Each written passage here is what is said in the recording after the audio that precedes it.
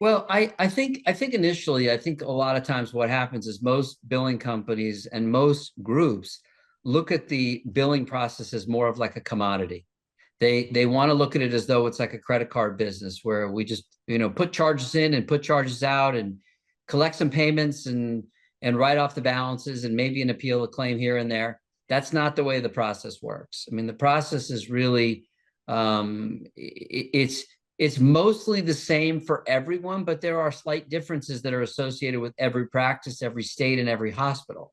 So, initially it's really reviewing what you have, and it's making sure that number one, you're capturing everything in all departments in the hospital that the pathologist has the oversight and supervision for. We find almost 95% of the time when we pick up a client that there's data that's missing from the billing files that they're not aware of. And it could be different.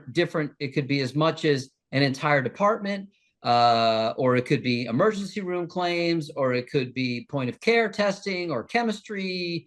There's so many different scenarios that we've seen along the way. So the first step is really to kind of just check to see, am I getting A to Z?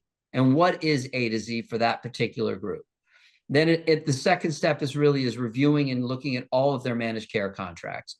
Are they participating? Meaning, do they have an actual contract and managed care agreement that has been signed that has a fee schedule? Does that fee schedule include the professional component of clinical pathology and anatomic pathology based on different payment rates? What we continuously see is billing companies are pushing providers to take the easy road, to just sign an agreement that excludes basically the reimbursement for the professional component of clinical pathology.